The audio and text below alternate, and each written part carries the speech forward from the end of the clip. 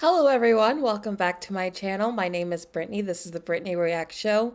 And on this show we talk all things movies and entertainment. We have a pretty good show today, even though the news is very light right now, generally because it's January, but also because of the wildfires that are happening in LA. They're not really very focused on covering entertainment news and making new deals and stuff right now for obvious reasons. And if anyone's in California or in LA, I hope you're safe. I know I've been catching up with everything that's going on over there, and it just sounds awful. Hope everyone is safe. But we still have a good show today. We still have some interesting things to go over. I will review Mufasa. I finally saw it. So now you're going to get my opinions on the new live action Mufasa movie. We're also going to talk about some of the box office projections for Captain America Brave New World. We're going to talk about, is this good? Is this bad? What does it mean? Yeah, we'll discuss it. We have some pretty good things to discuss, so hopefully you stick around for the whole thing. I don't think this will be like one of those 2 hour streams, but it should still be a good one. So thank you everyone for being here. Hi Fake Mustache, hi Alexander, hi Josh, hi Nate, hi Cream Cheese, hi Natanya, hi Amblonix, hi DeBoy, hi Madonna's Plastic Cheese, hi Check Santo, hi Negrette, hi Margot. Thank you to each and every one of you who is here watching my show. If you're here even on a Tuesday night randomly, it means you're a really big fan and I appreciate your support. Also, sorry that my shows are not or haven't been on Sunday. The reason is because I'm in a new show, so like Sundays are kind of weird right now. So thank you for just being kind of like patient and flexible with the schedules. You will get at least one show a week. I will make sure of that, but like the date might change. So make sure you follow me on Twitter and you pay attention to the community tab just to make sure like if things change or not. All right. Oh, also, the Mufasa review will be a spoiler review. So if you haven't seen Mufasa or you actually care about spoilers, maybe skip that one section. But yeah, other than that, I am going to go into spoilers, so I hope you don't mind. Anyway, let's move on to box office news. So the first thing I want to talk about is Better Man. Have you guys seen or heard of this film? I feel like I've actually seen marketing for this movie a lot. If you don't know what it is, it's a Robbie Williams biopic. This is a British film. It had a crazy budget of 110 million, insane. And it's flopping horribly. It's kind of like the first big major flop of the year. I'm not really surprised they decided to make Robbie Williams a monkey, which I think was certainly a bold choice. I applaud them for making a creative choice. However, I just think that this movie was doomed because you're dealing with a star who's not that famous, at least not here in the US. I don't think most people know who Robbie Williams is. I saw them, I peeped them in the ad campaign for this, that a lot of people thought like a good modern comparison for Robbie Williams would be Harry Styles. And I'm just like, oh, I hope not. I don't think so. I think that's flattering Robbie Williams. But anyway, apparently people say the movie's really good. It's getting fantastic reviews. But I do think the concept was a bit of a hard sell. So I'm not surprised that it's not doing well. Did anyone actually manage to see Better Man? And if so, what have you thought about it? Josh says your theaters were empty for this movie. Yeah. Margot has never even heard of it. Yeah. I mean, I feel like just by all the marketing, I don't think it really like had much of an impact because I can still see like a lot of people just not knowing about this film, as a lot of you are saying right now. Oh, Natanya, you have good music taste. Astronomy says, hi, Brittany. Saw Wicked yesterday. Really incredible movie. Ariana and Cynthia are both phenomenal, and the movie overall is incredible.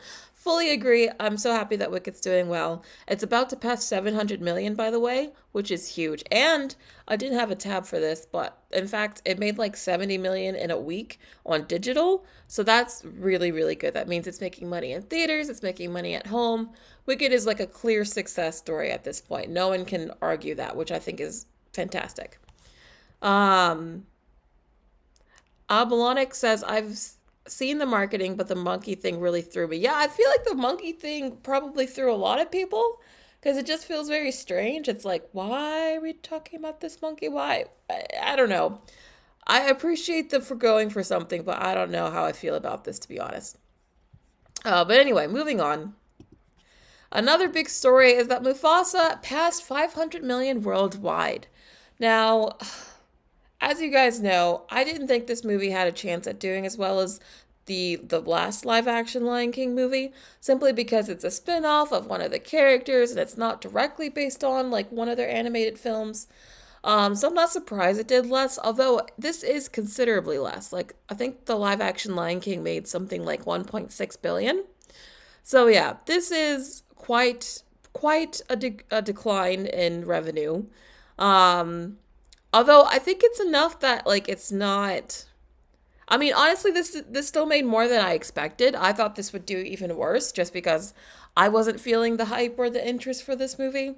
So this still did better than I thought it would. And honestly, I think the reason that it did get so high is because the movie I think is actually better than the last one, and I'll get to why I thought that in my review. But still, I think again, this is just the kind of film that I don't think people were like mostly excited for. It's a random CGI spin-off with uncanny characters. I think it doing 500 million is like pretty good actually for the movie that it is.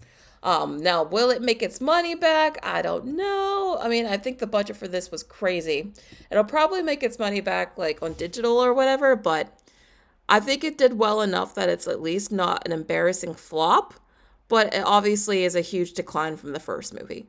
Um, we'll talk about my actual thoughts on Mufasa in a minute when I get to the review.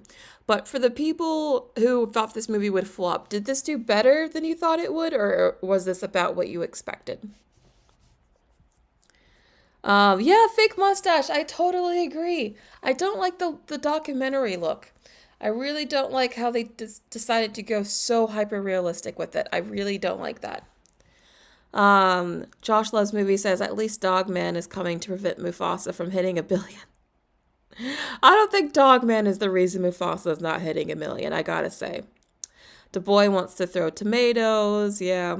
Yeah, Ambulani, I honestly think Lin-Manuel Miranda came through again, which is surprising because I thought the music was one of the worst parts of the movie, but again, we'll get to that in a second. Okay, Natan, you thought it was better? Yeah, okay. A lot of you are thinking this movie is doing better than you expected. Yeah. 500 is actually decent. It's not great, but it's decent. It's way better than I thought this movie would do. And as Fake Mustache says, it hasn't even released worldwide, so that's actually really good. But yeah, anyway, apparently Disney thinks it's good enough that we are going to see yet another spin-off live action Lion King film. So they're not done with these. They did say that, well, this is a rumor. This isn't, I don't believe this is confirmed, so take this with a grain of salt, but it's from a pretty reliable scooper. Um, they're saying that it's not going to be a direct sequel to Mufasa, which is probably because it didn't make that amount of money that they were probably hoping for. But it did well enough that they still see some sort of hope in this franchise, apparently, because they're not going to be done making these kinds of movies. And I feel like at this point, it's just going to be diminishing returns. I don't see how there's another sequel or spin-off of that 2019 Lion King film that does anywhere as close to as well as that film did. I just don't think even if you did like Lion King 1.5, I still don't see it. I still don't see it. Or even Lion King 2. They did a lot of like direct to VHS sequels back in the day. Like even if they made any of those sequels, I still don't see it doing like $1 billion, you know? I feel like that original Lion King movie was just so special and unique. I just can't see any other kind of adaptation being nearly as successful. I feel like they're always going to be chasing that big win that's never going to come again. In my opinion, at least. Do you guys think that there's another like live action Lion King adaptation that could cross $1 billion, or are you like me and this is like I think that they hit gold once and they're just not going to strike gold again? That's what I think. What do you guys think? Oh, Alexander Padilla, thank you so much for the super chat. Really appreciate it. Hey, Brittany, you think that they should cancel award season because of the wildfires, or you see them moving it to Las Vegas in the future? Sending love. Oh, thank you so much. And that's a really great question. Um, I think that right now everything's on pause. Like they're pausing a lot of announcements and a lot of award shows. Um, I'm sure they will pick back up eventually, but I think it could take a couple weeks. I think this is just going to put award season on pause. It's not going to cancel it. I think it's just going to put it on pause for about a month or so, and then we'll reconvene. Um, and then expect a lot of speeches to be about the wildfires, or at least mention it. So I think the Oscars will likely get delayed. I think a lot of these award shows are going to get delayed. The Grammys are also affected. I think a Universal Music Group said that they're not going to announce anything regarding the Grammys for a while. So yeah, all of that will be delayed, but I don't think it'll be canceled. Although I did see some discussion and some articles talking about how they could, or there's some people who are interested in moving the entertainment industry to Las Vegas. And that's funny. What's funny is when I was living in Las Vegas, some of you might know that I did that, if you've been here for a long time. So when I was living in Las Vegas, that was something that I honestly considered happening in the future. Like I could see it happening just because a lot of celebrities like going to Vegas for vacationing. There's always a lot of celebrities that were just around hanging out. Like a lot of celebrities just generally like Vegas. And it's very similar weather to LA. So I can see a lot of studios wanting to go film there. So honestly, I can see that happening in the future. I think that's definitely a possibility. But thank you for the super chat. Really appreciate it. Okay, going back to the live action spinoff here. So Josh thinks this looks really unnecessary. Yeah, definitely agree. Hi, Jimin. Um, yeah, I honestly I think I understand why Hollywood's so risk averse and why they keep doing these spin-offs and remakes and sequels because when they do make something original, it's not always successful. But I do think this is just like diminishing returns. I really feel like these are, you're never gonna chase that big win, you know. None of these movies are gonna be nearly as successful as that first one. Hi, Evil Connor. Oh, that super says they should just cancel awards season. I don't think they're gonna cancel it. I think they're just gonna keep delaying everything. I know, at least there was the Golden Globes. But anyway, moving on to the next topic. So, Captain America Brave New World comes out in 1 month from today. Now, as you guys know, I have been very worried about this film. Worried isn't the right word. More like I think this movie could be in trouble. Just because it's been reshot so many times, if you guys don't know, this movie's been in production hell for a long time, pretty much since they started filming. They've had to reshoot this thing like 4 times. That's not even an exaggeration.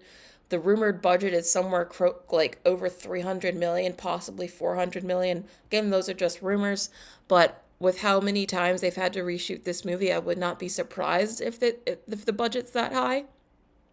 So this movie has to make a ton of money just to break even. And that's without all of the hurdles that are holding this movie back. And here are some of the hurdles that I think are holding this movie back. So we're clear about why I've been like kind of concerned about this film. So, firstly, the obvious. This is not Steve Rogers. This is Falcon as Captain America. But this is not Steve Rogers Captain America. This is a different character. I think the decision to make Falcon the new Captain America was made in a time when the MCU thought they could do no wrong, and they thought anyone would just watch anything. And they thought that their approach to diversity at the time was just, if you make X character X race, then X demographic will show up for the movie. And they've, I think, learned since then that like all of those assumptions are wrong. And especially after the results of the election, I think they're probably thinking this is not the world they thought they were making this film for. So I think there's a lot holding this movie back, mainly because this is not Steve Rogers. this is going to be seen as like the woke Captain America. It's already being called that. So, or DEI Captain America. All of those things, I've heard them all, and I think they will hold this movie back, at least to some degree. So there's that. Then there's also just general like MCU fatigue, superhero comic book fatigue. I see that this movie, just from the trailers, is trying to like be kind of like Winter Soldier. And I really like Winter Soldier. That's a really good Marvel film. However, I do feel like I don't know how big the audience for that is now because the interest in Marvel isn't as high as it used to be. So I don't know how many people are going to be here for like a superhero political thriller because I just don't know how big that audience is anymore, to be honest. I feel like I could see this movie not performing as well as that movie. Also, we have Harrison Ford here, who was just in that horrible flop of Indiana Jones just last year, one of the costliest flops of all time. And the whole reason they cast Harrison Ford in this movie is because they thought he would bring in an audience, but clearly he cannot guarantee an audience. So you have Anthony Mackie, who I actually don't think, I think he's a fine actor, but I don't think he's ever had leading man charisma. And I think Falcon and Winter Soldier proved that because I thought that show was really boring. You have this being kind of being labeled as like a woke film, which is like essentially the kiss of death right now. And you just have like general audience fatigue. I just don't see this movie potentially doing as well as they want it to.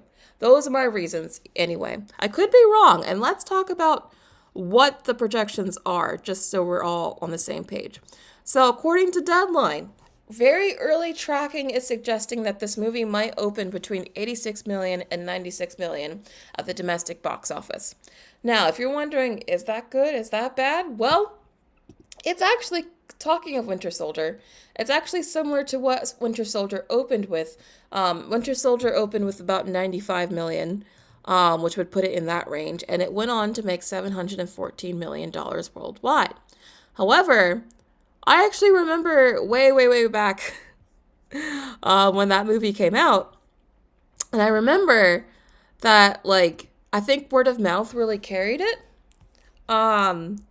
I think word of mouth, I'm just going to move this. Oh, nope, not that. I think word of mouth really helped make this movie bigger than I think it was originally going to be.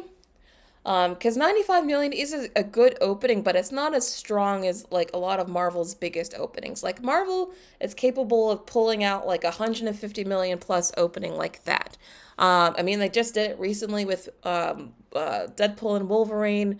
They did it with the last Spider-Man movie. They did it with the last Doctor Strange movie. I mean, heck, even during the middle of a pandemic, the Black Widow movie still opened, I think, higher than that. So, like, they're used to pulling out, like, super, super high openings. This 95 million would not be a super, super high opening. But if the movie is well received, it could have long legs like Winter Soldier did and end up doing solidly well. Although, if the budget is 350 million, like someone in the chat just said, 714 million would not even be enough. Even though that's like a really good, solid box office haul, because of how insane the budget is, that would still not even be that good. It probably wouldn't even like break even at that much, just because of how expensive the budget would be, plus marketing. And this is like best case scenario here if the movie is good and well received. With how many like bad like test screenings there apparently have been, I'm not even confident that this movie is going to be good. Just because they've had to reshoot it like so much, that almost is never a good sign. So it's very possible that it will make even less than 700. It'll make less than Wicked. And with a budget of 350 million plus, that's just not going to be good. So I don't see this potential opening of 86 to 96 million being good. I think that's actually on the low side because in order for this to turn out to be anything substantial, the movie's going to have to be really well received and have really long legs. And I don't know if that's likely to happen. It could happen, but I don't, right now, I wouldn't bet on it. So I think this is actually pretty low, especially if it opens in the 80s. I think this movie's pretty much done for. I think this is actually not a good sign. But what do you guys think? Is this a higher tracking than you were anticipating, or do you think this is low? Do you think it'll open higher? What are your expectations? Some Duck here says hopefully Fantastic Four helps Marvel at least. I actually think out of all the three Marvel movies coming out this year, I have the highest hope in Fantastic Four. Just because I feel like it's the most different. I feel like it'll feel like the most fresh. And it also feels like the most detached from the rest of Marvel. The other two movies are too like interconnected to like the other movies and TV shows, whereas Fantastic Four will be like a whole new thing.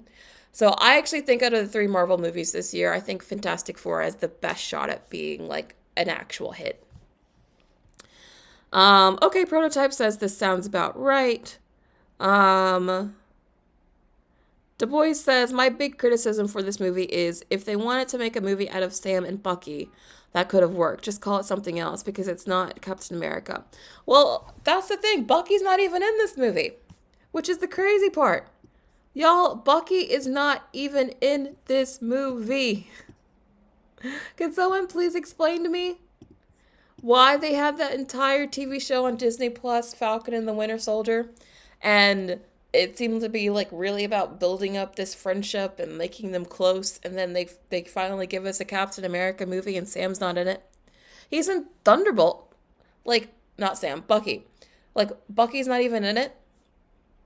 He's in Thunderbolts. But like, I feel like it's a missed opportunity to not have him in this movie.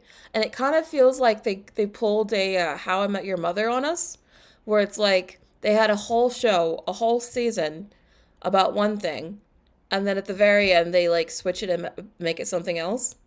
That's how it feels to me. Like you give us a whole show about these two characters, and then you give one of them a movie, and then you don't put both of them in it. Makes no sense. But anyway, I just don't like it. Riru says they must want it to flop. I actually think that they probably know they're not going to make money on this. But they keep reshooting it because I think right now they care more about the perception of quality at Marvel. They want people to think Marvel makes good movies again. So I think that right now it's just a sunk cost fallacy for them. Okay, Fake Mustache, you think it'll open to less than this? Okay. Charlie says, with merchandising, Disney always comes ahead. Even when it appears they're losing money, they aren't. I think Disney will be around until like the end of America. I think they're too quintessentially American to ever die. They'll definitely have down periods. They might be going through one right now, but they'll never be like down forever. But anyway, moving on to the next topic. So, okay, entertainment news. Let's go to my Mufasa review. Now, again, who here has actually seen Mufasa? Because I'm about to go into spoilers, full disclosure, just so you guys know I'm going to talk about what happens at the end pretty much. So if you don't want to know, either click ahead or just maybe come back to it. But honestly, I don't feel like even if you did know the spoilers of what happened to this movie, you would feel like you would be missing much. So honestly, I don't feel like spoilers in this movie really matters, but it's up to you. All right, I'm seeing a lot of you have not seen it, although Astronomy has, Ashley has. Some of you didn't like it. Some of you just didn't care. Du Bois says, is it time for a roast? No, I mean, yes and no. On that note, in fact, let's start with what I actually did like, okay? Because like I said in the beginning, I actually did like this more than the last live action Lion King. However, I still didn't love it, and I still would not put this in, like, my favorites list. I still have a lot of major problems with this movie, and I'll tell you what I mean. So, let's start with what I liked first. So the first thing that I actually liked was, well, in order to tell you what I like, I have to tell you a bit about the plot. So what is the movie about? So The movie opens with little kid Mufasa. Here's the one in the middle here. He's on a journey with his parents when they get caught up in this flood, and he gets separated from his parents, and he's basically like lost and alone. And he gets adopted by this new family of wolves. Not wolves, lions. Sorry, I don't know why I said wolves. He gets adopted by this new family of lions, where he gets this new like adopted brother, and they have this song about how they always wanted a brother, even though they pronounce it very weirdly. They pronounce it like brother. I don't know. I'm gonna get to my thoughts on the music in a minute. But anyway, so the first act I actually thought was kind of solid. I was like, okay, this isn't terrible. I don't like how it looks. I have a lot of problems with the concept of this movie even being made, but just judging the movie on like its own merits, it's okay, right? I thought the opening was strong. I liked how Mufasa was like abandoned and found his new family, and he was bonding with this new brother. I was like, okay, this movie at least has a lot more heart than the last one. Part of my issue with the last movie is that I just thought that it felt very sterile and like cold and emotionally distant. Like I just could not connect with anything because it just felt too much like I was just watching like a computer.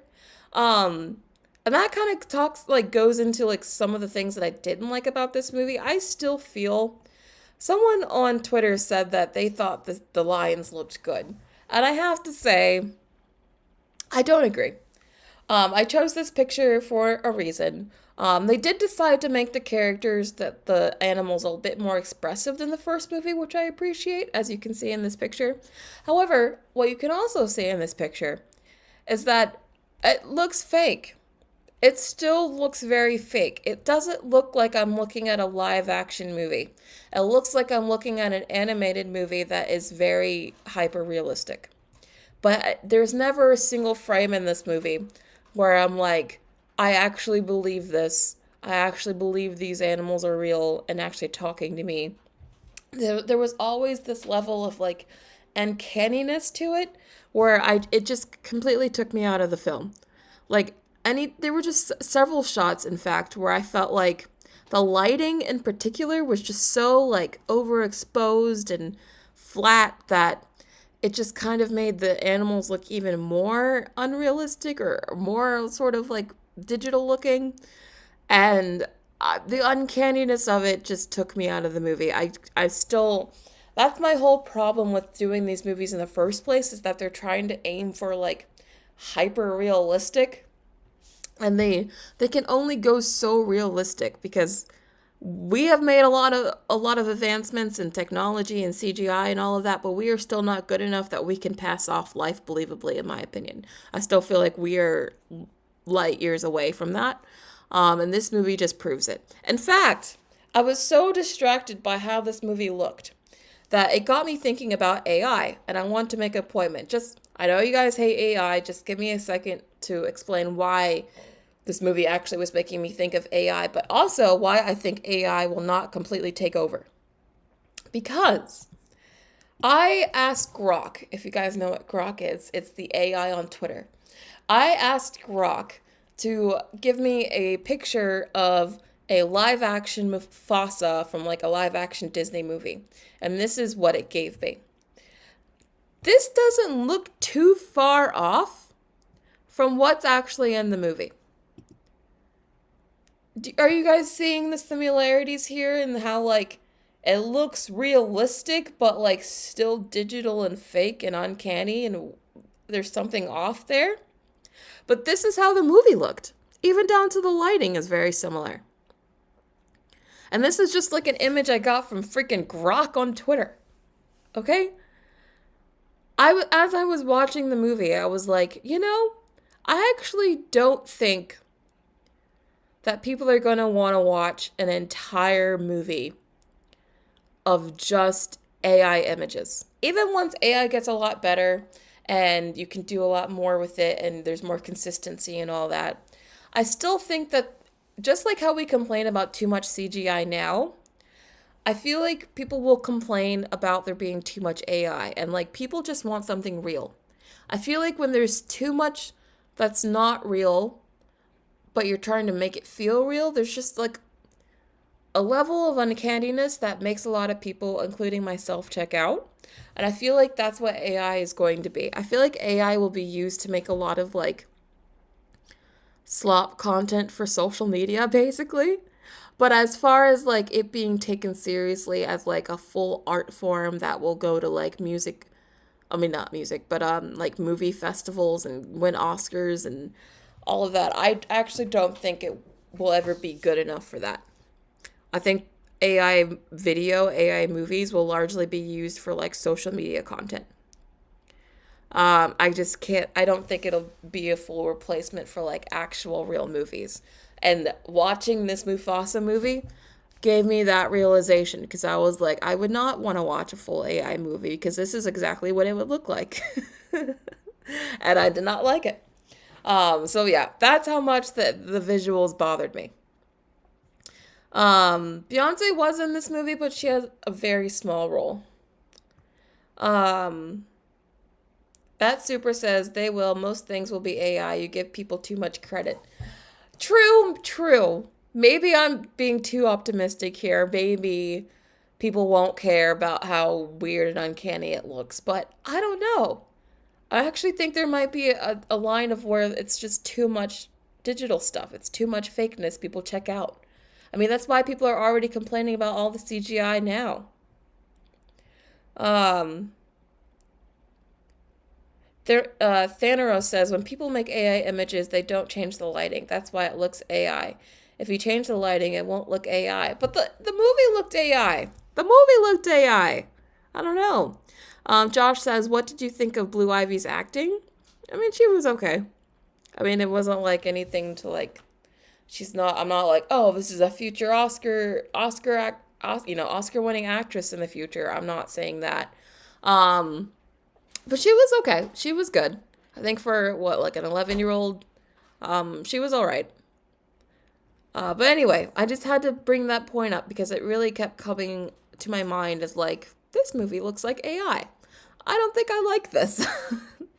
But anyway, um, one of the other things that I really didn't like about the film is that at a certain point, because these two brothers, this is one of the spoilers here. So the brother that he ends up being like adopted into the family for, that he becomes Scar. So this becomes like both Mufasa and Scar's origin story.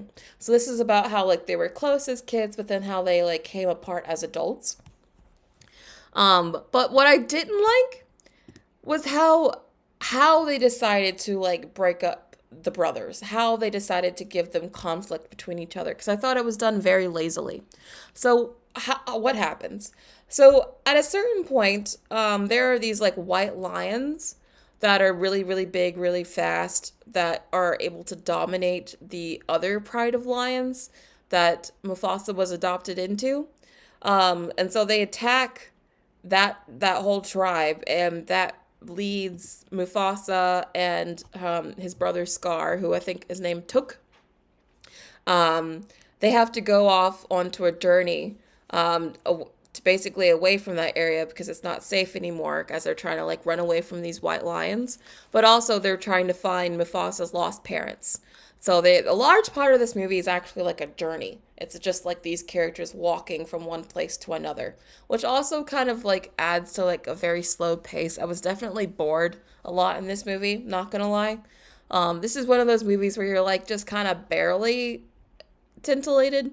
You're like barely like it's watchable enough and entertaining enough that you can watch it and be like, okay.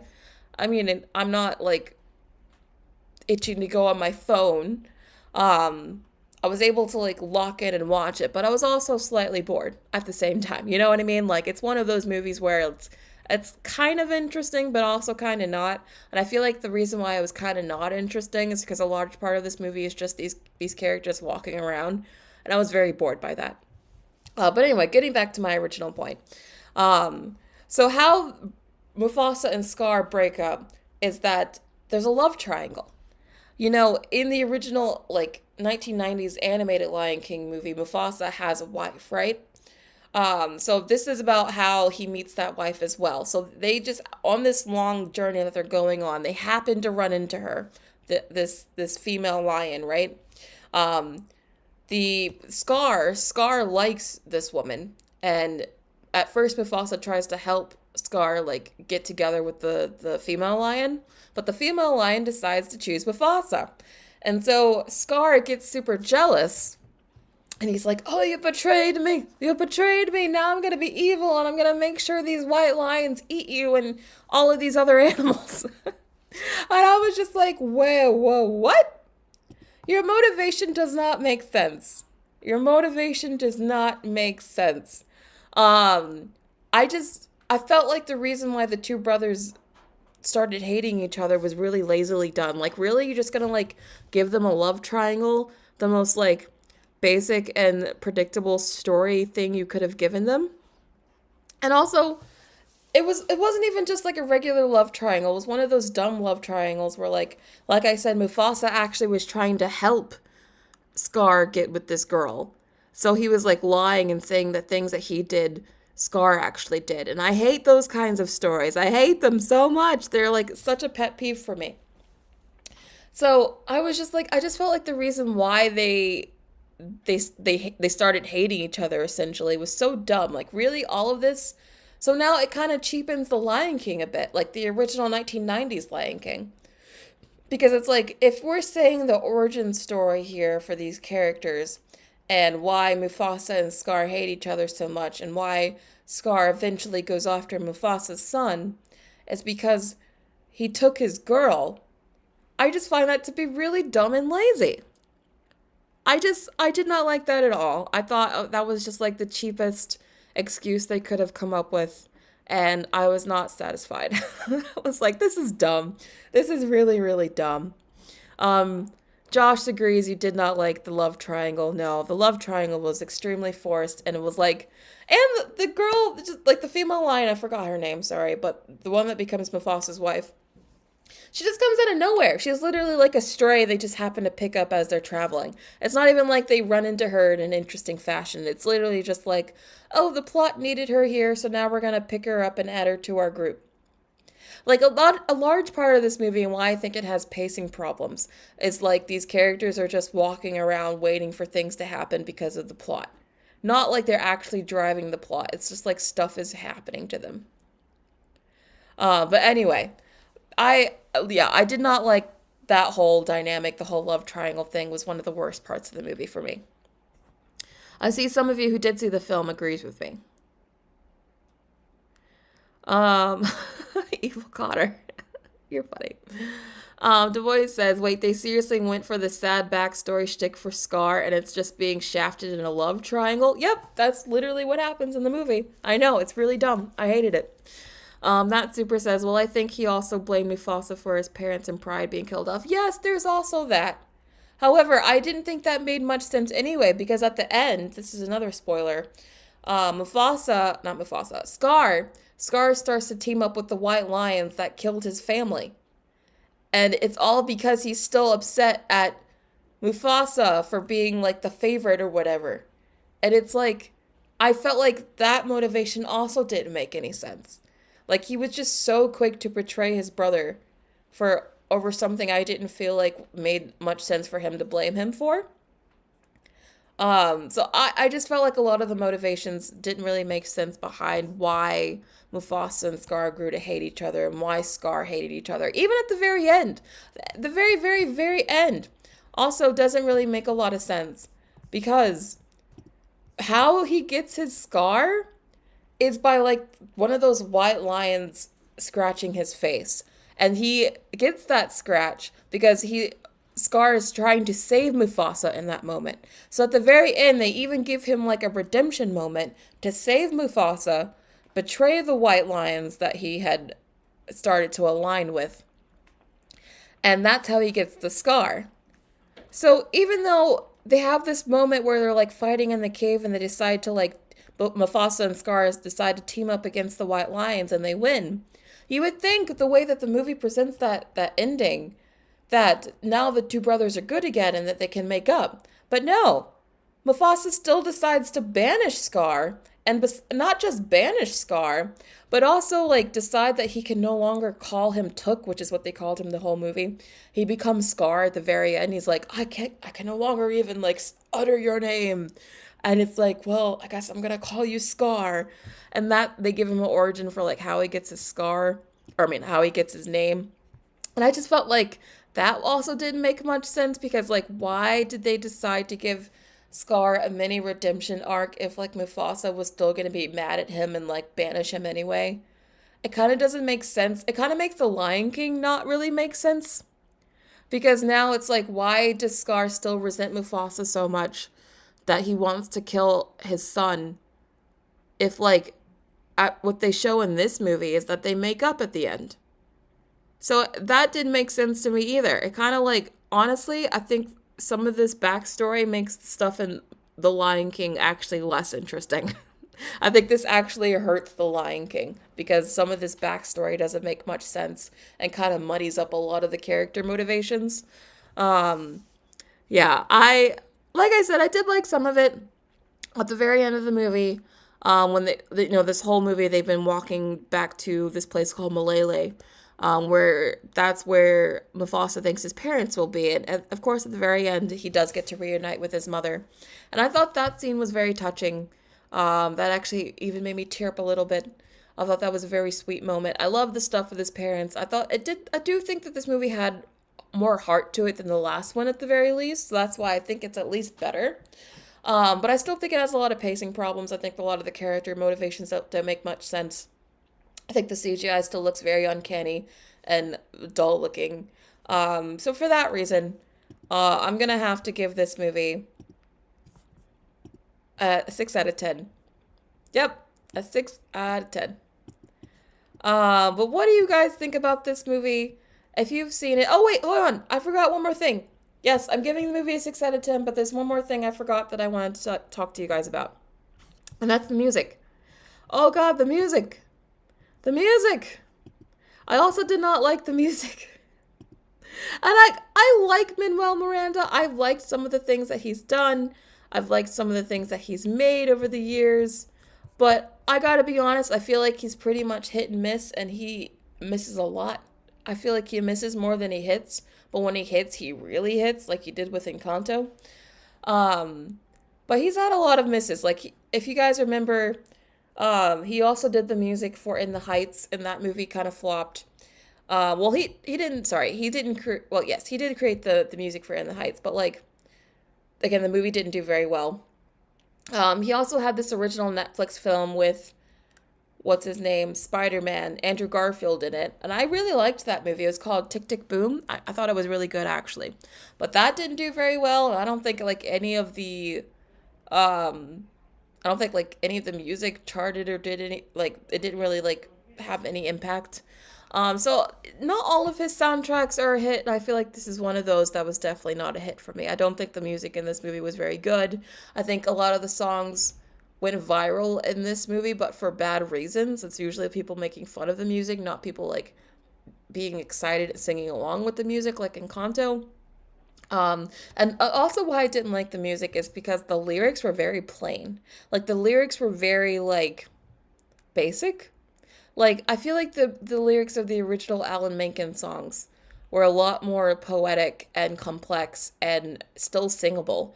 But this one it was like I swear Disney must have told Lin to like simplify his lyrics or something because I feel like those lyrics were like meant to be understood by babies. Like they're that simple. And I feel like that's kind of why the music is not popping off the way it could be.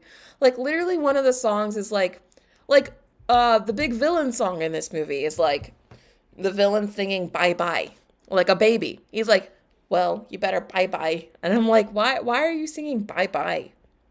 Like it's just the lyrics I felt are very dumbed down.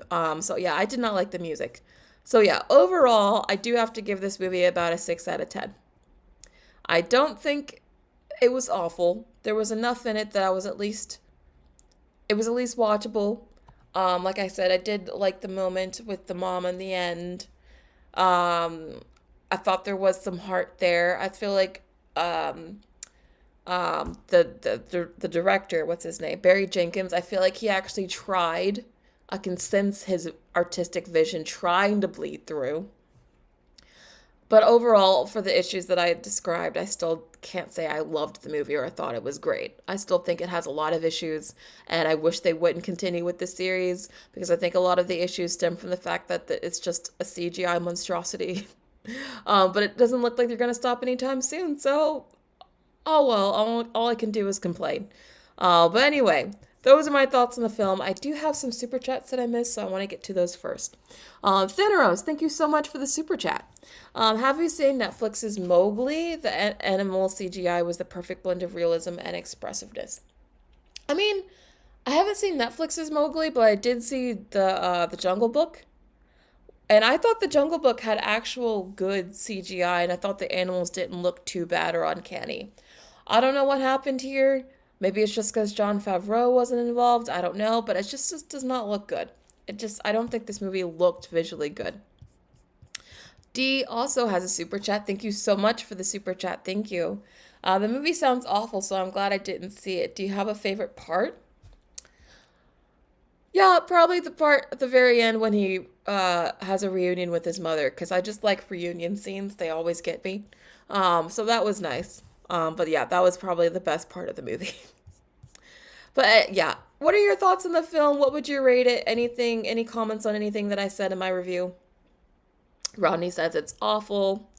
You gave it a 0 out of 10. Some duck here gives it a 3 out of 10. Um, Blueberry Muffin says, I think these live actions are ruining the reputation of the Lion King franchise. It's not just the Lion King franchise. I think these live action movies are ruining the reputation of like all of the originals. Like, because they're usually not as good. Like, I think in every case, like, the live action version's not as good as the original. So I think it only just makes the original seem like lesser now. You know what? Like, I think they're actually hurting their reputation. Fake Mustache, yes, I'll watch more 2024 movies eventually. Astronomy gives it a 4 out of 10. Yeah. Yeah. I feel like it's a strong 4 to 6 movie. Like, depending on if the negatives really bother you, like a lot, I can see myself giving it a 4, but I decided to, like, be a little bit more positive because I at least liked it more than the last one, so that's why I gave it a high 6. Because I thought it was at least watchable. But yeah, anyway, that's my review of Mufasa. I wouldn't really recommend it. If you really feel like you're curious about it, I'd wait till it's like available on Disney Plus, to be honest. It's not something that you need to rush out and see right away. Vincent gives it a 2 out of 10. Wow, you guys really didn't like it. But anyway. So let's move on. I do have some movie news, but not a lot, so we're probably going to get through the rest of this pretty quickly. So Marvel Studios is rumored to be planning on recasting T'Challa for the new Avengers film and Black Panther 3. I think this is very good. I think this is necessary, and I'll be honest, I was actually wrong. I thought right after Chadwick Boseman passed, I was part of the camp that said they shouldn't recast. I thought no one would want the position. Like, who could take over Chadwick Boseman's shoes? I thought, like, it would be disrespectful.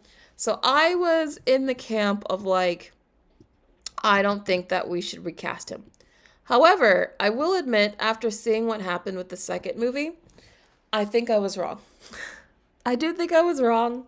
I think the movie needed T'Challa. I think it might have actually been worse to just not have a Black Panther period.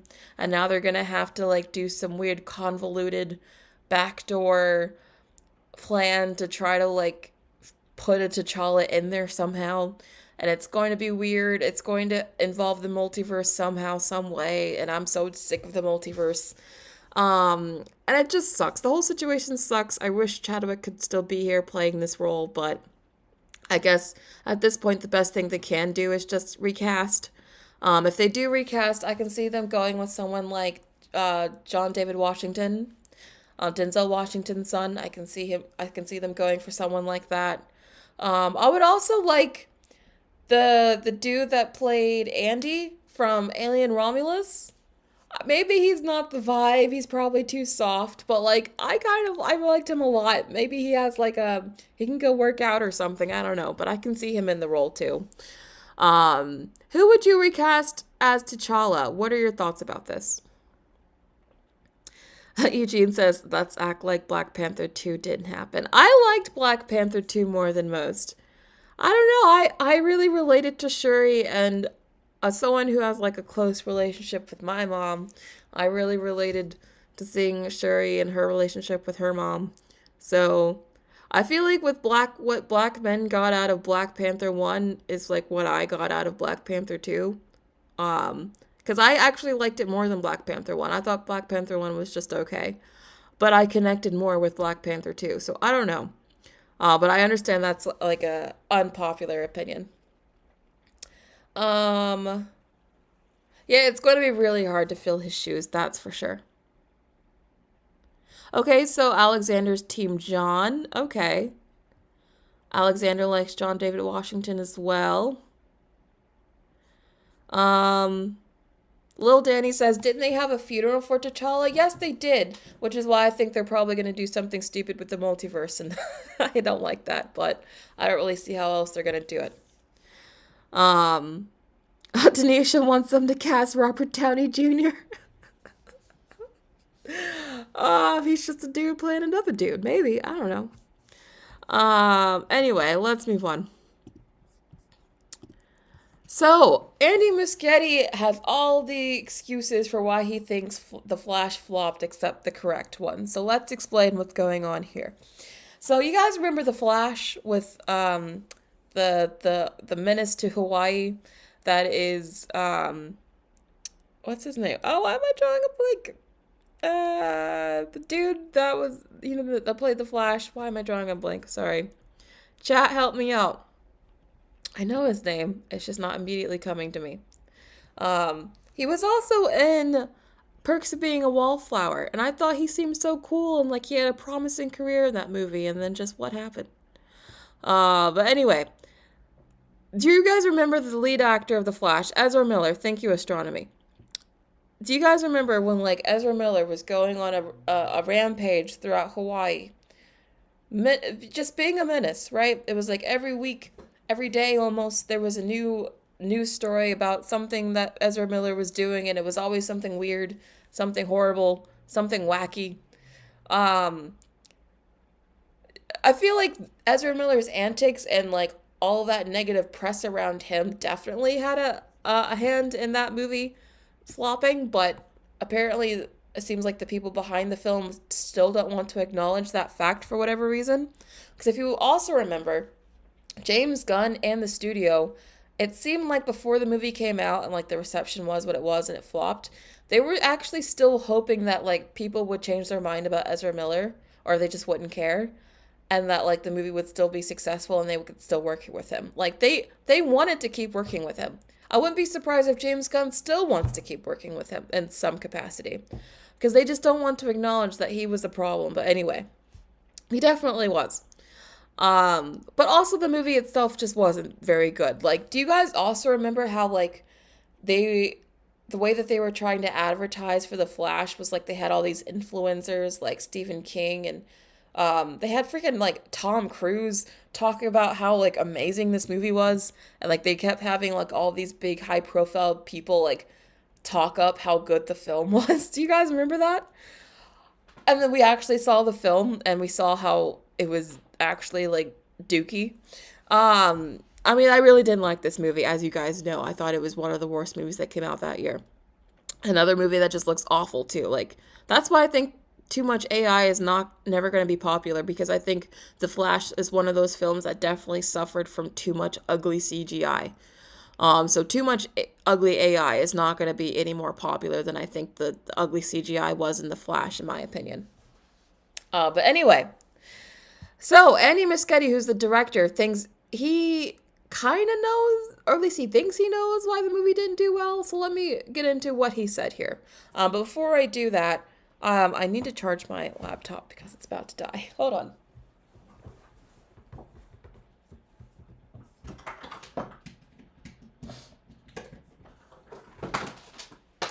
Sorry for the pause, but I didn't want like the computer to randomly turn off. So anyway, this is what he said. He said, apart from the other reasons, it wasn't a movie that appealed to the four quadrants. It failed at that. When you spend $200 million making a movie, Warner wants to bring even your grandmother to the theater. And I found out in private conversations that a lot of people just don't care about the Flash as a character, particularly the two female quadrants. All that is wind going against the movie that I learned about.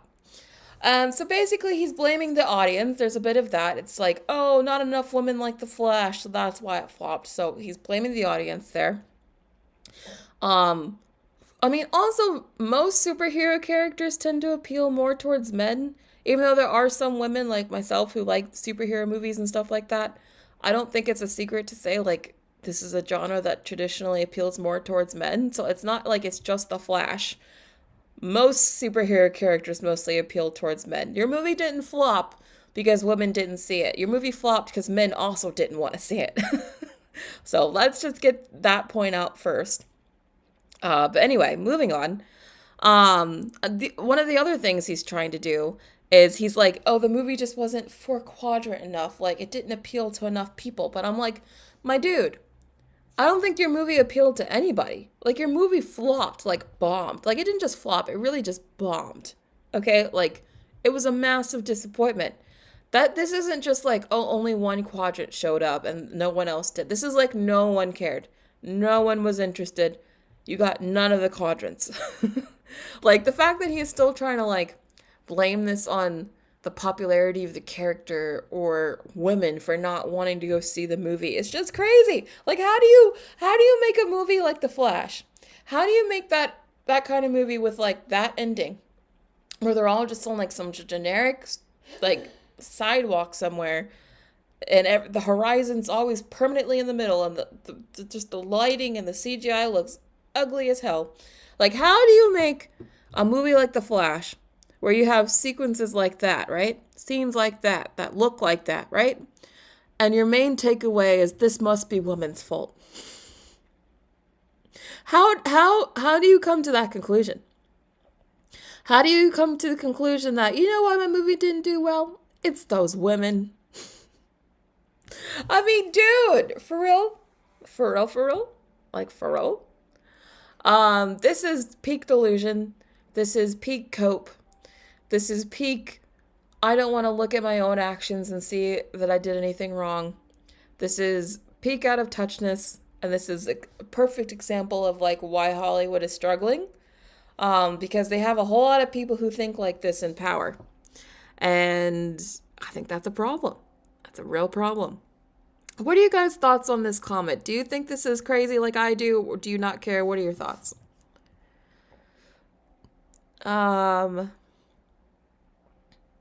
Ashley Banks says you can't even watch Quantumania again, even after the first time. It's that bad. Yeah, Quantumania. I think Quantumania is even worse than The Flash. Quantumania is quite bad. Dylan says, over the years I've heard it's men's fault that their movies failed, but now it's women. I mean, I don't understand why, like, look at Wicked, for example. Wicked is obviously a very, like, female attracting movie. Like, women like Wicked. Yeah, there are some men, but, like, largely it's like a franchise that appeals towards women. I don't understand why Hollywood has it in their mind now that, like, every franchise needs to appeal to everyone equally. There are just certain genres that are naturally going to appeal more towards men, and there's certain genres that are just naturally going to appeal more towards women. And it doesn't matter who you cast in it or how much you try to fix it, you're never going to get, like, 50-50. And I think superheroes are just one of those. So I really need them to stop trying to worry about getting more women to go see these movies and just worry about making them good. Because then that's how you'll get more people to want to see those movies, including women. Jimin says, yeah, this is mega cope. Josh says, that's why I'm so glad his Batman movie got delayed. I don't think it just got delayed, Josh. I don't think that thing's happening. I think it's delayed in the sense that it's just going to keep getting delayed until it never sees the light of day. But yeah, I don't think that thing's ever coming out. Josh says, Barbie and Wicked prove that that movies that appeal to everyone are the most successful. But Barbie and Wicked did mostly appeal towards women, though. Like, yes, some men did see those, but like, those movies were largely driven by like women and probably also gay men. Like, I think the amount of straight men that really love those movies and went to go see those movies on repeat, I think are in the vast minority. And there's no problem with that. There's zero problem with that.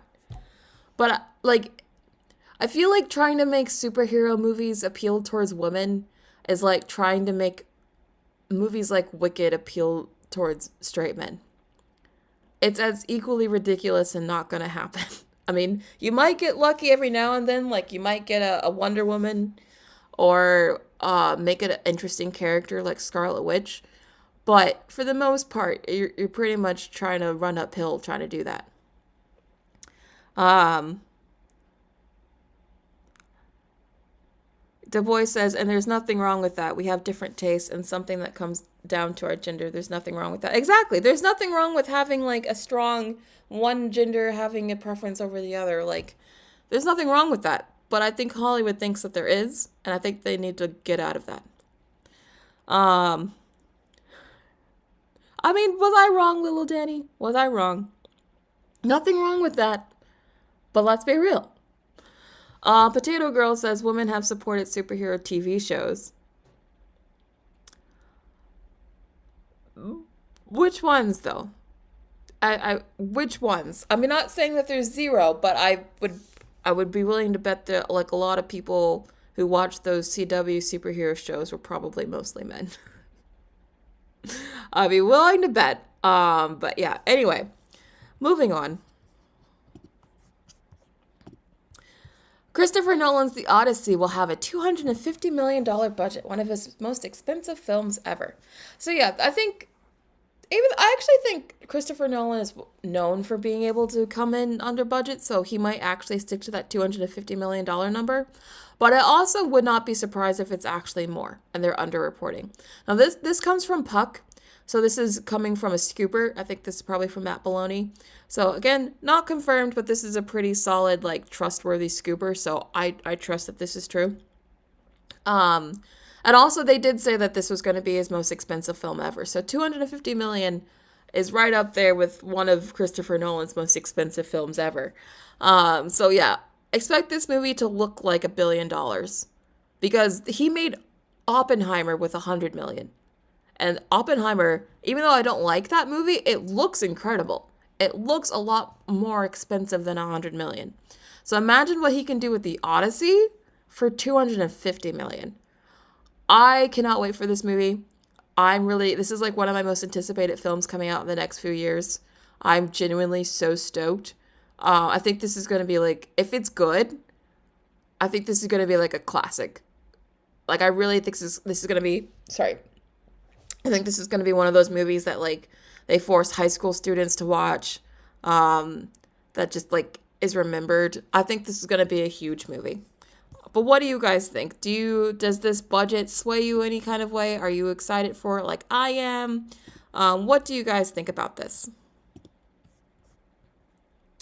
Fake Mustache says huge hit.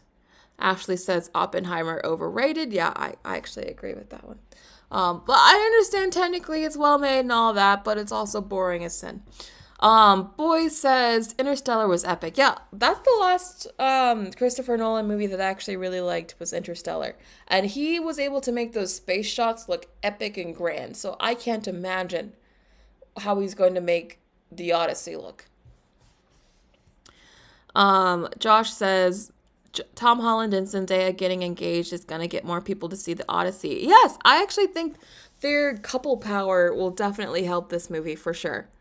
I think Christopher Nolan in general does really well with casting. I feel like Christopher Nolan, one of the things he does really well that I think sets him apart from other directors of his ilk is that I think he actually does take into account commerciality. Did I just make up a word? Commerciality? Yes. That is not a word, but I said it so confidently. Like the commercial potential. Like I think Christopher Nolan really takes into account the commercial potential of the things that he's working on. And the reason why I say that is because he has a history of like casting people that I think he thinks will get the movie attention. Like, think about how he casted Harry Styles for Dunkirk, right? How he's casting Tom Holland and Zendaya for The Odyssey. How he casted Robert Pattinson and Tenet. I think he has a habit of like picking really trendy, topical, like actors that he know will get people talking to be in his movies, because he's also thinking about like, okay, yes, these movies are art and I take this art very seriously, but also I need to make money. So I really feel like he, more than a lot of his other peers, really does consider like the commercial viability of his actors when he's casting, which I think gives him like a step up from the others, in my opinion. Evil Connor says commerciality. Um, Evil Connor says Chris Nolan puts me to sleep. I think a lot of his stuff is really good. I just haven't liked like his last three movies. But I like most of his films. I really do. So like I feel like The Odyssey is a return for me where I'm like I finally get to be excited again. Cuz like I don't care about these historical movies. I, like in the sense that I didn't care about Dunkirk in that the whole time period. I don't care about Oppenheimer in that whole time period. And I thought Tenet made no sense. So like I didn't really like the last three movies. So I'm like, "Oh yay, I get to be excited about Christopher Nolan movie again." Um DeBoy, you're gonna start using that word? Okay. Star Pop says, "Do you think people will complain about black people in ancient Greece?" I think people will find anything to complain about, but I actually think, I mean, I don't know what roles these actors are playing, but I think the roles that they could be playing make a lot of sense that they're not someone who's white. Because remember, this takes place in the Middle East, essentially, like the Mediterranean area, yes, but like that whole area isn't entirely white. So I feel like it makes sense to have some non-white actors here, to be honest. Um, Euphoria. I'm still in doubt that the next season of Euphoria is ever coming out. I still don't think it's happening. I don't care what they say, until they start rolling, I don't believe it. Um, oh, that super says Zendaya is also not a huge box office draw. Not on her own, but I do think her and Tom together might be a draw. Just because people are like, oh, like their engagement announcement like got a lot of attention and traction online. Like everyone was talking about it. So I actually think that engagement announcement kind of like upped their profile a bit, like both of them. Um, but anyway, I continue to be very excited for this movie, especially now knowing the budget. So let's go to the next story. So, Squid Game Season 2 earns 126.2 million views from its first 11 days in Netflix, faster than any series ever on the platform. So, Squid Game continues to be a massive, huge franchise for Netflix. They have, sorry, oh my god, I'm really gassy. I really apologize. Um, but like, they have a lot of huge franchises at this point. Netflix is unique, and then I feel like Netflix and I feel like there's only three apps really that are able to successfully blow up new franchises and TV shows. And that's obviously Netflix at number one. Number two, I would say is like, well, I was going to say Max, but not Max shows, but like the HBO shows that are on Max. But that's unique to HBO, and that's technically not its own streaming service anymore. It's very complicated. I don't know if I should count that or not, but like the HBO shows on Max. And also the third one is Paramount Plus, because they've had a lot of luck with Taylor Sheridan and a lot of those shows on there. I feel like Disney Plus has yet to build their own franchise that's on the level of a Stranger Things, or on the level of a Wednesday, or on the level of a Squid Game. Like, even with their biggest IP, their biggest franchises, Disney is not coming close to these numbers on Disney Plus, even though they're spending an insane amount of money. Like, I'm willing to bet The Acolyte cost a lot more than Squid Game Season 2, yet made a fraction of this audience. I really feel like it doesn't make much sense for Disney to continue spending the money on the shows that they are when they're not getting this kind of return out of it. And I do wonder why Disney Plus shows are generally so bad. Like there's only I mean, I've been watching enough Disney Plus shows that I feel like I can say pretty confidently from my own experience that most of them are not very good. Like there was WandaVision, there's Loki, there's Agatha, there's like some of the animated shows. Like I know a lot of people really liked the X-Men show. Percy Jackson was a hit for them. But even then, Percy Jackson, as Josh said, is their biggest hit. But like, Percy Jackson is still not seeing these Squid Game numbers. Not even close. So even Disney's most successful show doesn't even come close to Netflix's biggest. So I still feel like Disney, this is really good for Squid Game and really huge for Netflix. But I also think this speaks a lot to like how the other streaming services are not even like coming close to Netflix when it comes to building IP and making new franchises.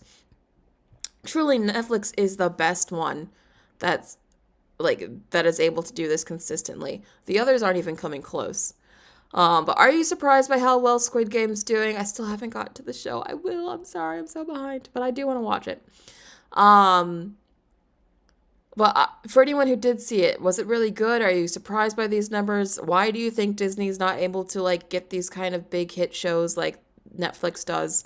What do you think what do you think is holding Disney back?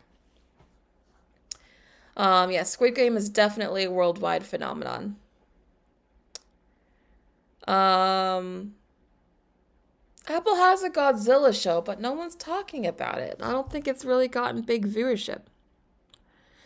Um, okay, Ashley Banks says you think Netflix's algorithm and how they push stuff onto people helps. I think that's probably part of it. I think it's really smart how like you can't really hover on a show on Netflix without it playing a trailer. I'm honestly surprised all the streaming services haven't copied that. I think that's really helpful. Netflix has a lot of global reach. Yes, that also helps, but so does Disney. Disney at this point has a lot of global reach as well, so I don't feel like that's even an excuse for them. Um, Little Danny says, I heard they canceled Wednesday because of Jenna Ortega's schedule. I haven't heard that, but I honestly wouldn't be surprised if that happened because everything that Jenna Ortega says about that show is negative. And she's become such a huge star and just had a hit with Beetlejuice that I can see Jenna Ortega being like, I'm too big for this show. I don't need you anymore and like finding reasons to not want to come back. I'm not saying that's definitely going to happen, but I can see that happening. Um, but yeah, anyway, let's move on to the next topic actually. So this isn't really a story. It's just a photo. But I had some thoughts on it, so that's why I wanted to share, and then we'll move on, because it's, like I said, it's not really a story. However, they just showed this new image of David Cornsweet in the Superman movie. And the reason why I wanted to share it with you is because I think he looks very, like, I almost want to say innocent and cute, but also kind of hot. Like, I feel, and this is relevant, okay? I'm not just, like, fawning over this guy, okay? Did I say corn sweet? Y'all know what I'm saying. Anyway, the reason why I'm bringing this up is because comparing this to Henry Cavill and how they would always have, like, his hair, like, super, like, slicked back, super glossy. I saw a tweet that I thought was really funny.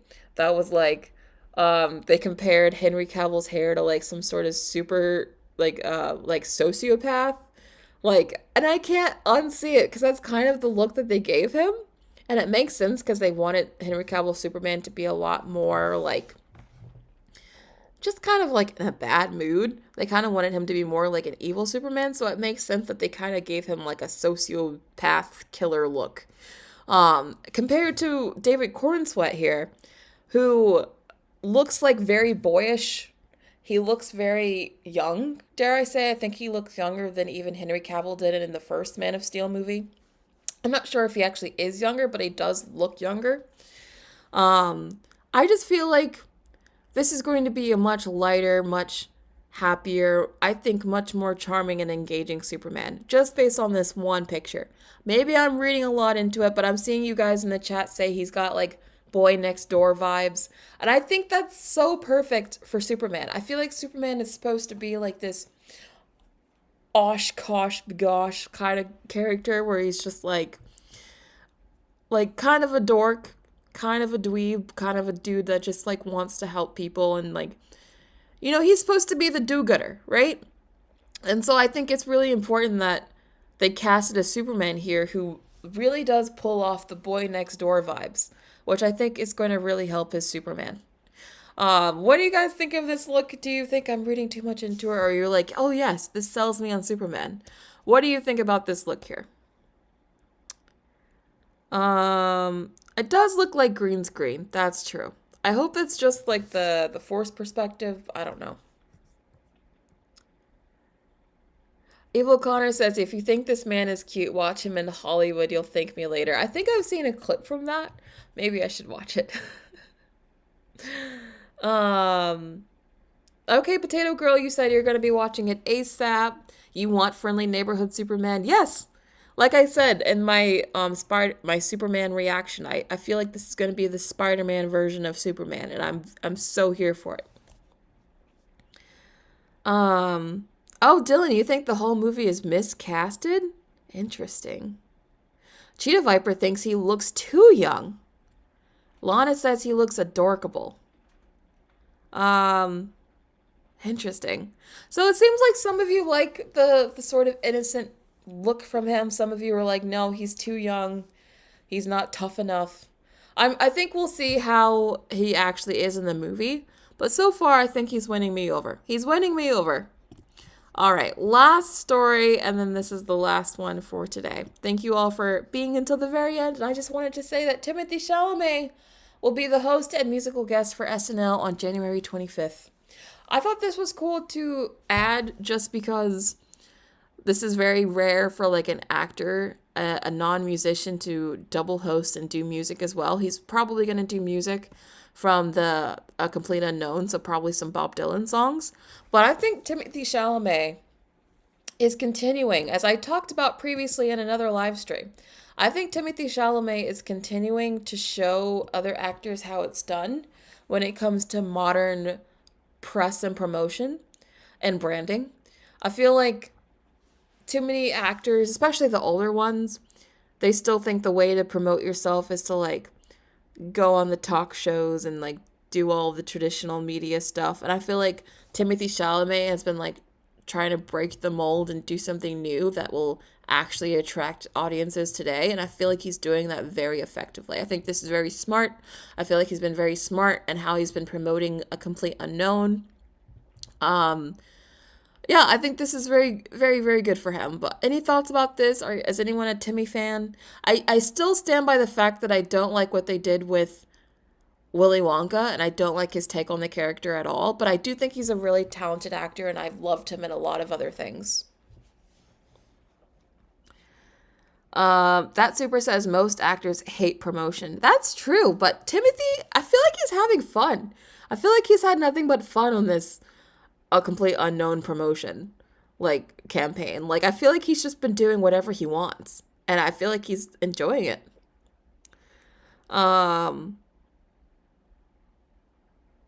Du Bois says, you know the real way to promote yourself in your film? With memes. Yes, I feel like Timothy understands that. I feel like he's even doing things to purposely become a meme, and it's working. So he really understands his audience and how to get people's attention today online. And I think other actors should start taking note. But yeah, anyway, that's it for today. Thank you all for coming to my show. I appreciate you staying here this whole time. I love you guys. Thank you for being patient and just being a part of my shows whenever I can do them. Really appreciate you guys. Thank you so much. And I will see you again probably next week. Again, make sure you follow me on Twitter so you find out when I'm going to be uploading next.